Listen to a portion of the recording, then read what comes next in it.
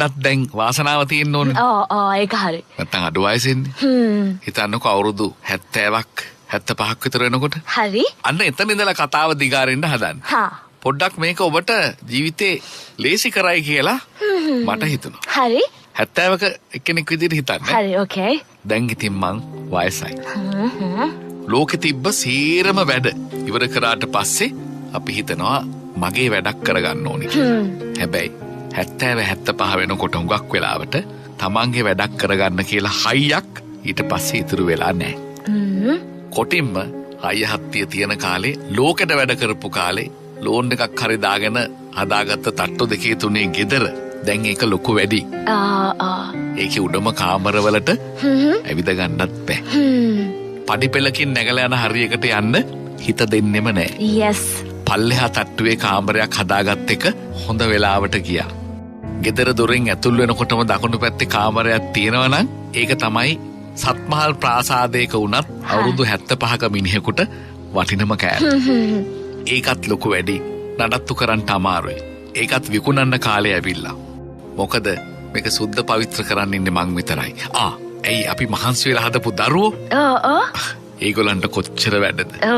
ඒගොල්ලෝ දැන් අපි වගේ වැඩ. ඒගොල්ලන්ගේ රස්සාවල්, ගෙවල් දොරවල් නඩත්තු, දරුවන්ගේ වැඩ. අපි එදා කරපු යුද්ධේ අපේ දරුවෝ දැන් කරනවා.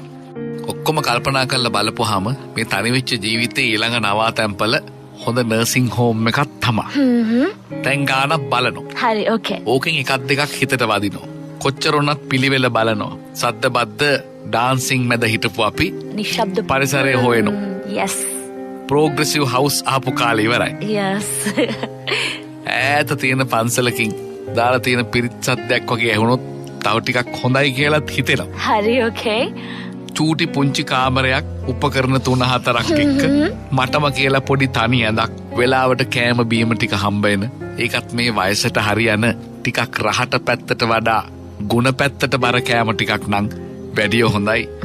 එහෙම හිතට වදින තැනකුත් නර්සිං හෝම් එකකින් ඔය වයසේදී සෙට් වෙනවා. right. හැබැයි ඉතින් නර්සිං හෝම් කියලාත් නෑ. ඒ මිනිසුත් පින්කමක් නෙවෙයිනේ කරන්නේ බිස්නස් එකක්. හොඳ වැඩි වෙන්න සැලකිල්ල වැඩි වෙන්න ගානක් ටිකක් වැඩි වෙනවා. වැඩි. හරි. සමහර වෙලාවට මුළු පෙන්ෂන් එකම හරවන්නත් වෙනවා. අවුරුද්දෙන් අවුරුද්දත් ගාස්තු වල පොඩි වෙනස්කම් වෙන්න පුළුවන්. ඒ මිනිසුන්ටත් වියදන්නේ. සමහර විට ඉන්න ගේදොර විකුණලා දැම්මොත් මට වැඩකුත් නැති එකේ නර්සිං හෝම් එකේ ගාස්තු ටික පියව ගන්න බැරි වෙන හේකුත් නැහැ. දරුවොත් සමහරලාට අපෙන් ගොඩක් දේවල් බලාපොරොත්තු වෙන්නේ නැහැ. ඒගොල්ලෝ ස්වාධීනව ඉන්නවා වගේම අපිත් ඒගොල්ලන්ට කරදරයක් නැතුව පාඩුවේ ඉඳී කියලා අදහසක් ඒගොල්ලන්ගේ හිතවල තියෙන්න පුළුවන්. ඉඳලා හිටලා